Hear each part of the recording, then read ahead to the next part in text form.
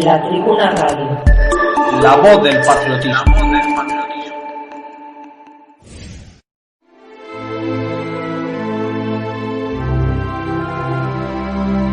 Revisionismo histórico y cultural. Disertaciones con Pablo Santa Cruz de la Vega.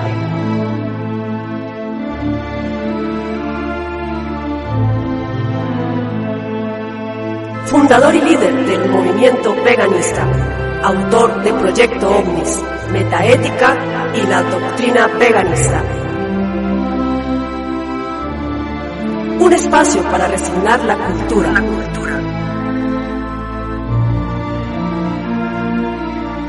Porque la cultura es nuestra mejor arma.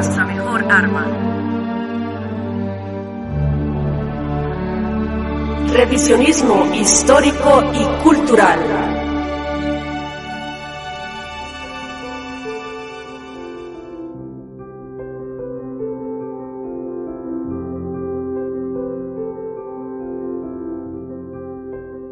Saludos, soy Pablo Santa Cruz de la Vega. Bienvenidos a una nueva entrega de revisionismo histórico-cultural, metapolítica y más, mucho más, aquí en los micrófonos de la Tribuna Radio de España. Bien, vamos a hablar de un tema extraordinario, que yo creo que nos va a ayudar a ya enlazar todos los conceptos que hemos brindado de un tiempo a esta parte en los anteriores programas, con el tema de la psicología social, el microcosmos, el macrocosmos, y comprendernos mejor a nosotros mismos y nuestra situación estratégica. Estamos hablando del demiurgo.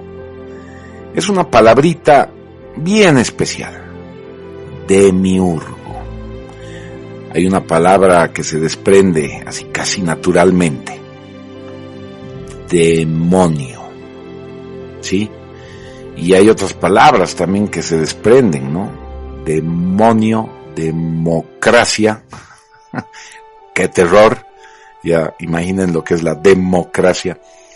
En Metaética utilizo el ejemplo de la palabra demo como una acepción del griego que nos habla de algo inacabado, de algo profusamente básico que está empezando un proceso entelequial, es decir, de búsqueda de la perfección.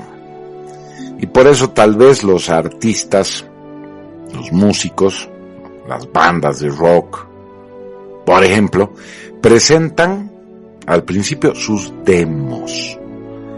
También ahí viene la palabra demostración. Es un experimento, un ensayo y error, para lo cual se utiliza toda la humanidad como conejillo de indias. Es decir, y he aquí la revelación más importante de la metaética, secundando lo que ya nos dijeron los fundamentos de la sabiduría hiperbórea y el propio Belicenavilca. Todos los seres humanos de una u otra forma, casi en su totalidad y complexión, expresamos al demiurgo. ¿Sí? Es una aseveración muy fuerte, pero es cierta. A ver, vamos a analizar la cuestión.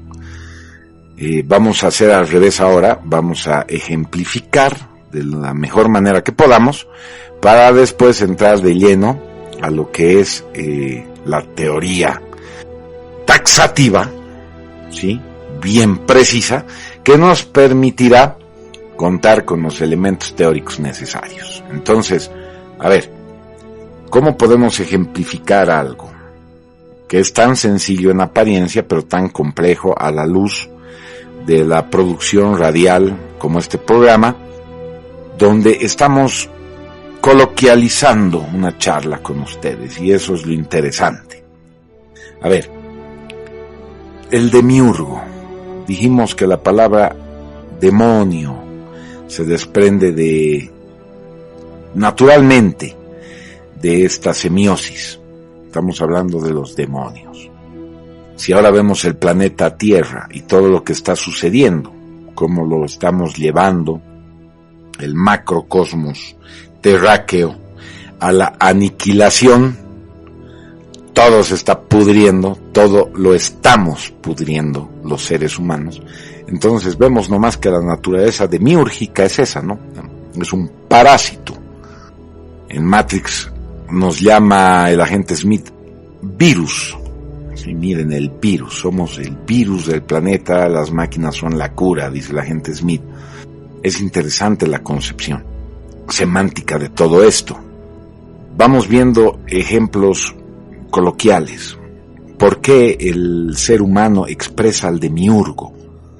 Lo vamos a explicar paso a paso, pero por el momento podemos seguir dando vueltas con el tema semántico porque va a echar luces, ¿no? La democracia.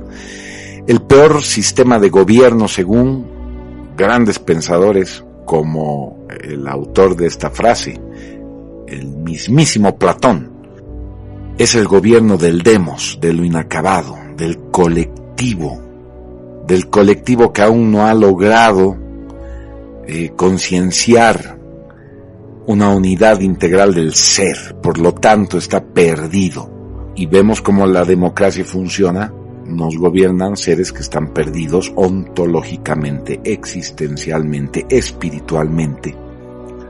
El hecho de que agarren una Biblia o se aferren a la Pachamama o a cualquier otra deidad no implica que esos gobernantes sean lúcidos y sepan dónde están yendo.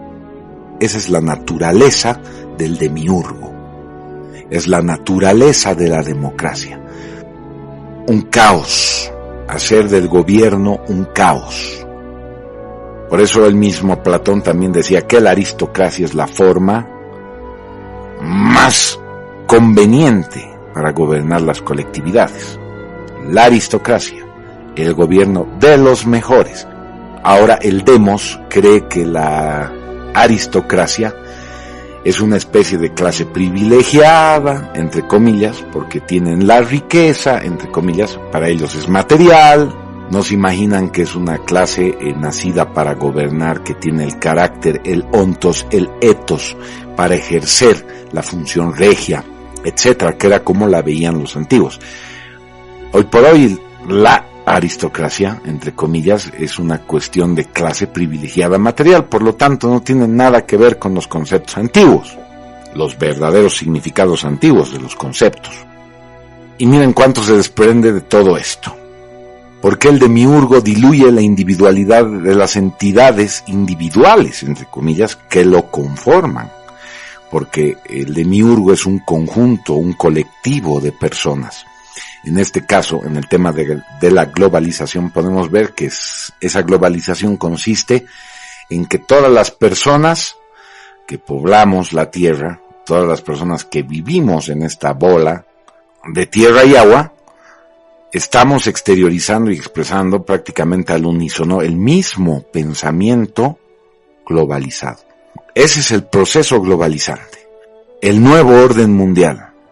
Una monopolaridad absoluta. Hablamos de la monopolaridad y de la bipolaridad y de la multipolaridad en anteriores programas.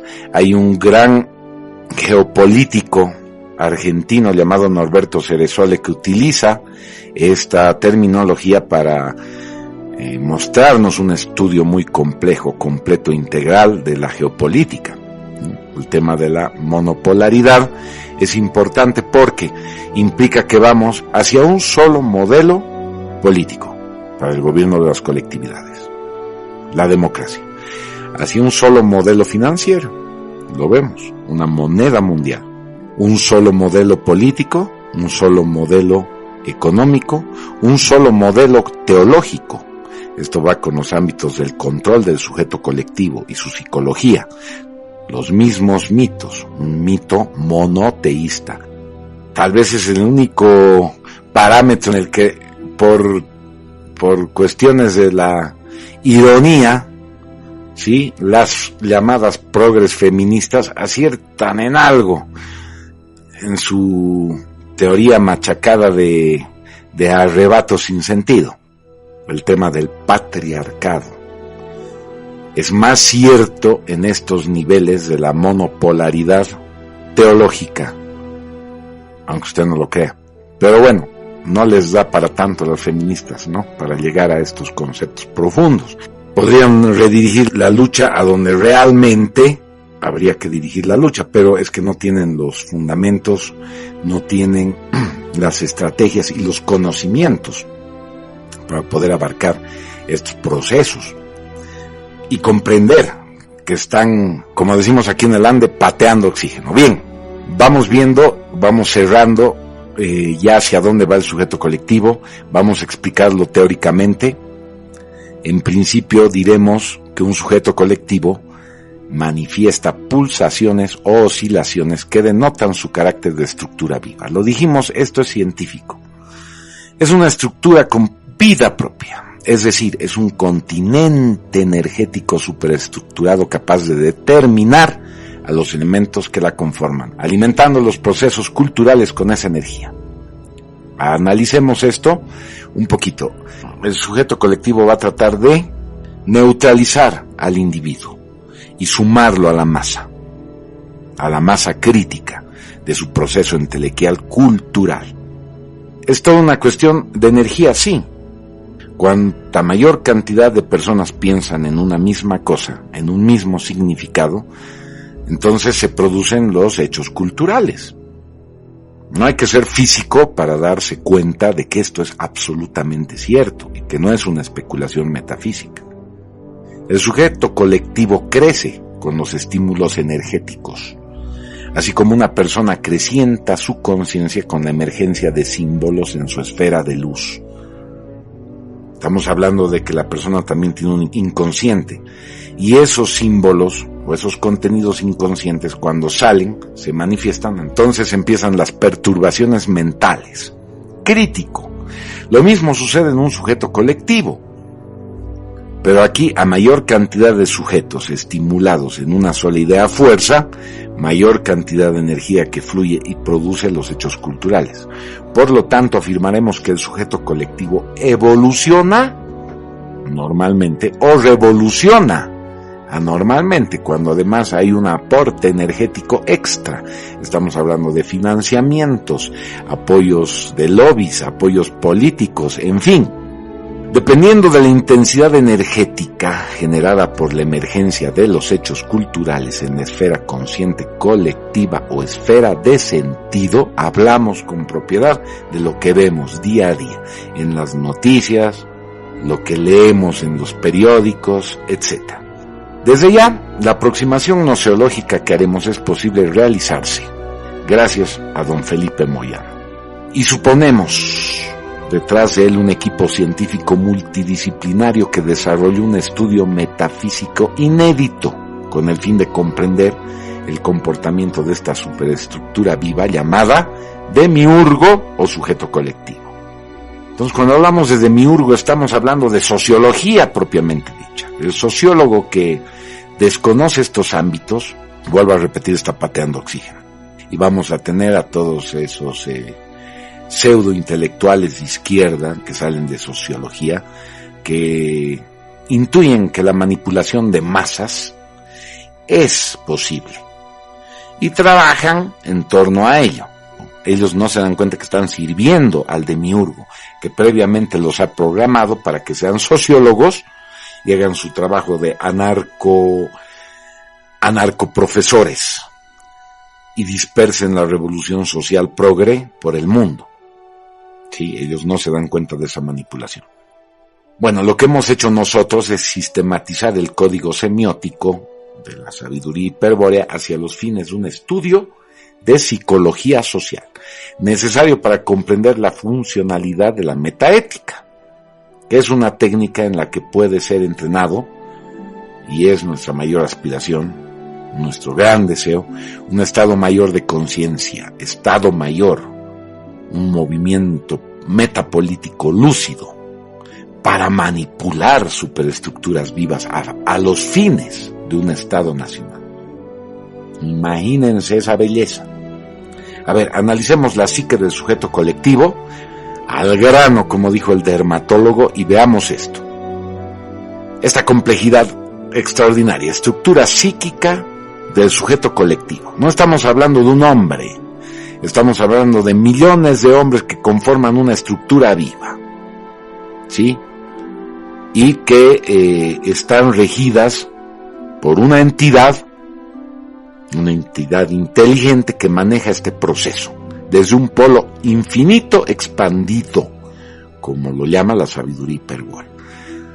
Un universo que encierra y revolotea alrededor de otra de sus grandes esferas, llamémoslas físicas.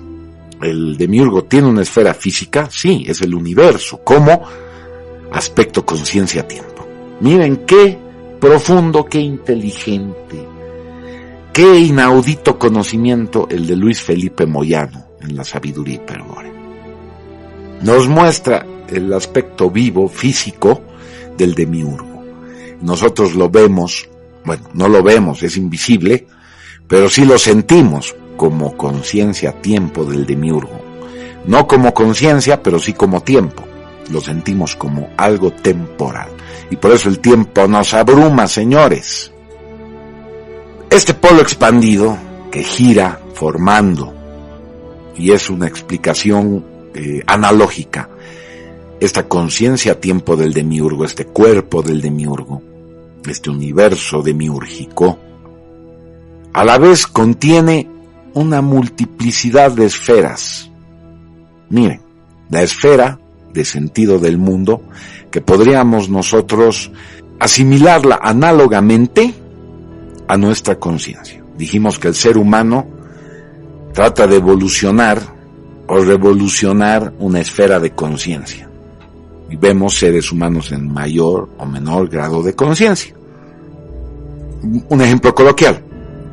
Mucha gente no se imagina lo que significa comer carne, porque van a la carnicería y ven los pedazos de carne colgando de las estanterías o bien empaquetados en los supermercados. Es más, no se les ve ni una sola gota de sangre, son bien rojitos y muy blanditos, se ven, ¿no? O sea, imagínense. Simplemente lo compramos, vamos y hacemos el asado, la parrillita, etcétera. No pasa nada, pero imagínense si usted tuviera que matar al animal y no tuviera para ello una pistola de aire comprimido o algún tipo de instrumento contundente, lo necesariamente fuerte como para matarlo de un solo golpe, y tuviéramos que matar el animal a dentelladas o a cuchilladas. Imagínense, es inimaginable. No tenemos, entre comillas, conciencia de eso. Entonces imagínense lo difícil que es crear conciencia de muchas cosas. Es muy fácil hablar mal contra Adolfo Hitler porque lo vemos en History Channel, como ayer, Hitler y las drogas, ¿no? Y resulta que Hitler había sido cocainómano, morfinómano, inclusive hasta anfitaminómano. Imagínense a Hitler anfitaminómano más. Inclusive. ¿Hasta qué bajeza han llegado? Es que la gente que cree estas mentiras tampoco tiene conciencia de lo que es inyectarse morfina, lo que es jalar cocaína o inyectársela y lo que son las metanfetaminas. Y por eso pueden inventar mentiras tan grotescas como aquellas. Es la inconsciencia de la gente, son sujetos inconscientes. Lo mismo pasa con el demiurgo, la esfera de sentido del mundo. Es la esfera cultural en la que nos desenvolvemos y vemos la realidad existencial de nuestra macroestructura. Gobiernos corruptos, gobiernos ineficientes, gente retrógrada, gente, por ejemplo, ¿no? La gente reggaetonera, perdón por los reggaetoneros, o gente depravada, degenerada, gente maliciosa, pervertida, gente mitómana, mentirosa. Es la esfera de conciencia del demiurgo. Miren qué asqueroso mundo. No son conscientes absolutamente de nada y se lo tragan todo. Ese es el mundo que el demiurgo procesa, porque solamente en un mundo, en esa inconsciencia, ya puede aceptar este estado de cosas. ¿Sí? Podemos especular mucho al respecto, pero estamos hablando de la esfera de sentido del mundo. Miren, hay otra esfera, una esfera más profunda, ¿sí? Es una esfera que se asemeja mucho a la esfera racional del ser humano, lo dijimos, el ser humano es racional. La esfera que llamamos aspecto sabiduría. Toda esta terminología gracias a Nimrod de Rosario. No hay otra forma de entenderla. Este aspecto sabiduría pone ideas fuerza, ¿sí? Principios para el sujeto colectivo que son inamovibles y constituyen toda la verdad para el sujeto colectivo. Por ejemplo, como el tema de que ha habido holocausto. En realidad no ha habido holocausto, hay todas las pruebas, pero el sujeto colectivo simple y llanamente tiene una idea fuerza que ha mayoritariamente impuesto a través de la propaganda mediática, y el holocausto es un hecho irrefutable, entre comillas. No es irrefutable, sino que tú no lo puedes refutar, porque si lo refutas te meten a la cárcel. Ese es el aspecto sabiduría, es una sabiduría trucha, basada en mentiras y falsedades. Entonces vayamos entrando un poco a los dogmas religiosos para ver toda esta cultura, este pacto cultural, porque es un pacto cultural hablar de amor y pensar que el amor es un sentimentalismo. Y no entrar a los ámbitos profundos de la filología para descubrir su sentido semiológico, su sentido epistemológico, su sentido etimológico, y comprender a profundidad el verdadero significado de amor, que nosotros ya lo dijimos en anteriores programas, por lo tanto no lo vamos a repetir. Pero se ha impuesto ya el pacto culturalis, un dogma inamovible.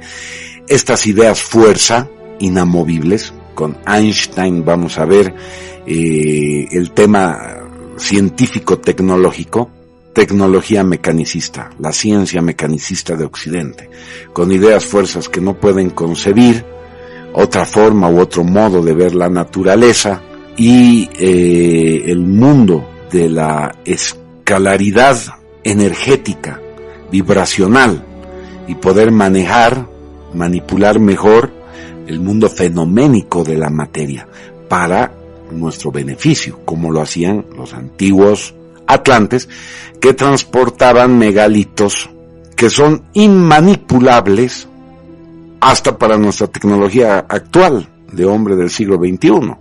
Es imposible mover un megalito de Baalbek, por ejemplo, o es imposible concebir cómo se construyó Sacsayhuamán. Entonces simplemente lo callamos y vienen arqueólogos vendidos al sistema que dicen que eso se hizo con prensas y poleas y arrastrando las piedras con tronquitos. Imagínense. Y esas ideas fuerza prevalecen y conforman la naturaleza idiota del sujeto colectivo, y mucha gente sigue creyendo en eso y vive sus vidas de principio a fin viviendo esas mentiras, absolutamente confundido, y no le importa, que es lo peor de todo. O sea, imagínense dónde estamos. Hay otro aspecto, el aspecto belleza, es otra esfera. Ya estamos profundizando más porque esta es interior, y ya esta esfera empieza a moverse y entelequiarse, procesarse y concretarse mancomunadamente con el funcionamiento de las otras esferas. Entonces son arquetipos o patrones universales de razón y de belleza que nos impone el sujeto colectivo. Entonces las formas de por sí, nosotros empezamos a sentir devoción por símbolos o modelos con los cuales nos ametrallan a través de la guerra psicológica en la que estamos inmersos contra el demiurgo, aunque no lo sepamos y seamos parte de él.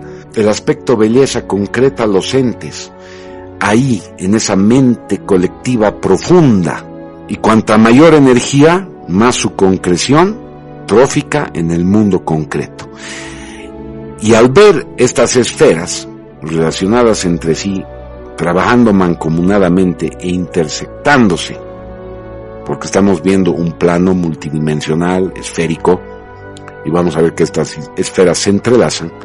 Al medio vamos a ver el aspecto ya político, el aspecto poder, como lo llama el demiurgo, el aspecto que le permite controlar el proceso entelequial, no solo desde un ámbito metafísico, sino bien físico, a través de gobiernos, corporaciones, a través de logias, sociedades secretas, a través de rituales, en fin. O sea, miren, el aspecto poder. Todas estas esferas trabajan para el aspecto belleza, conjuntamente para entelequiar los entes, es lo que busca el demiurgo. Y aunque ustedes no lo crean, van a ver una estrella de David perfectamente dibujada en estas 4 esferas intersectadas. Sale naturalmente. Y no por nada la estrella de David es el símbolo fuerza de la sinarquía, del sionismo.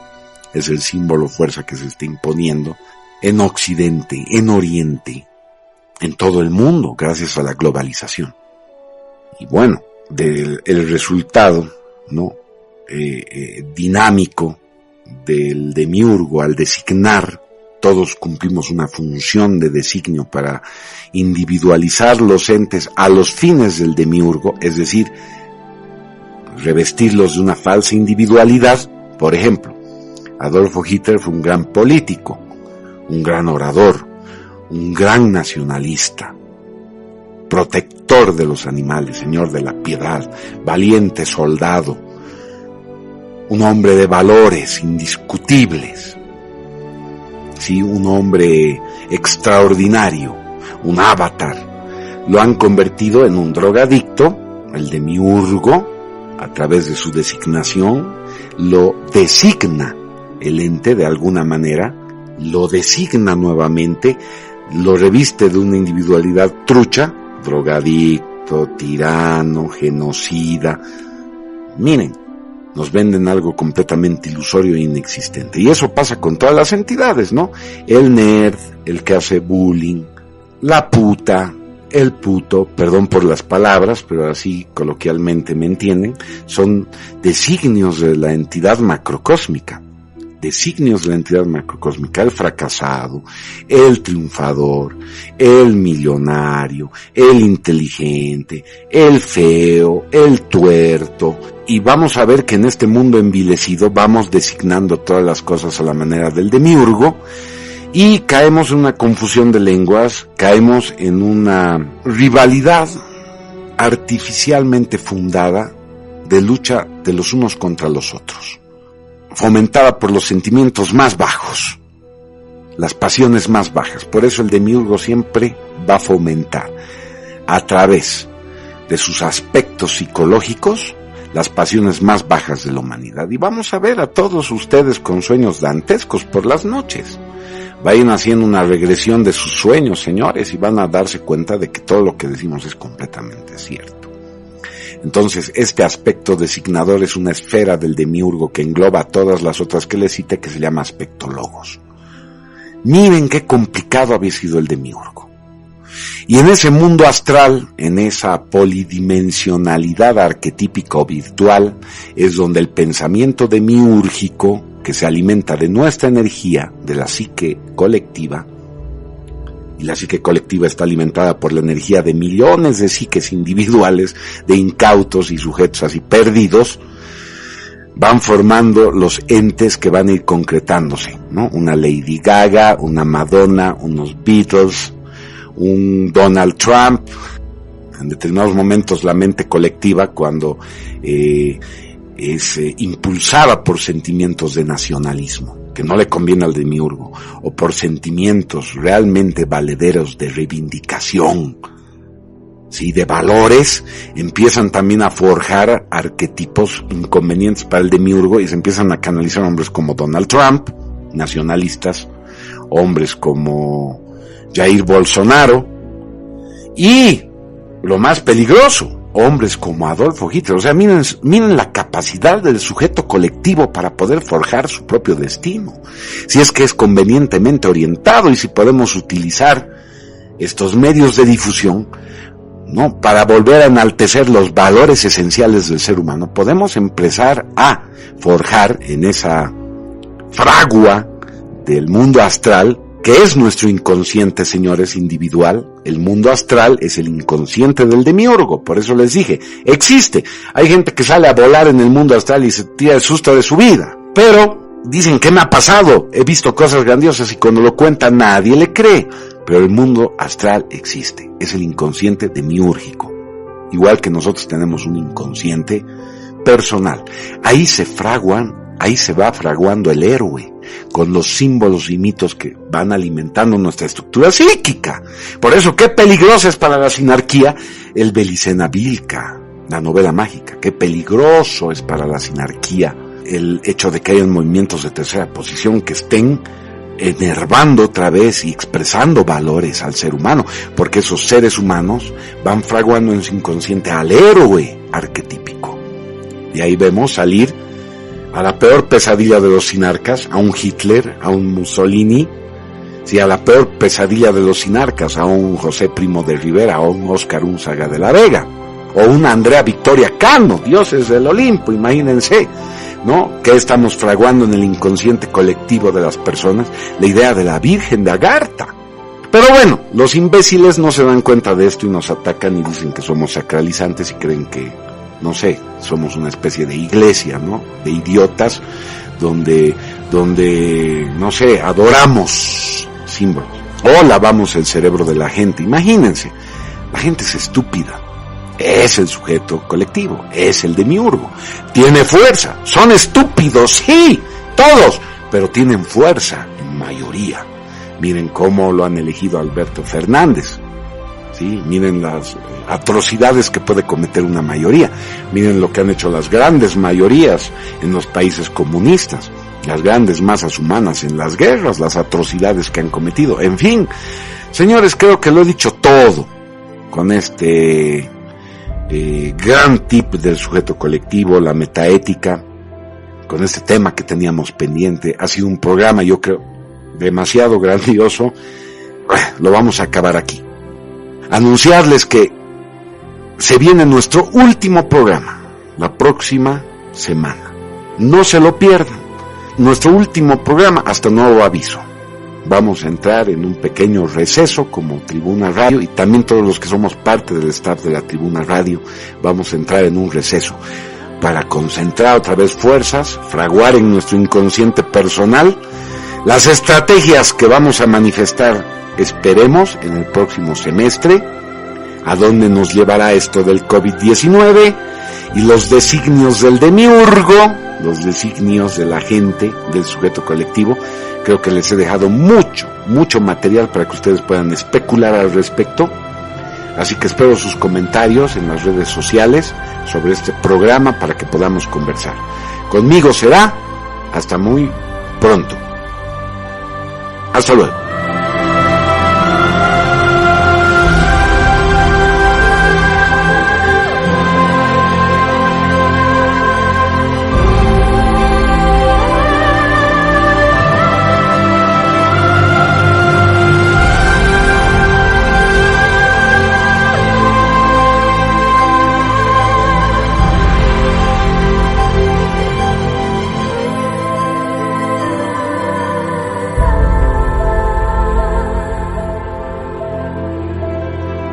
La Tribuna Radio 2020.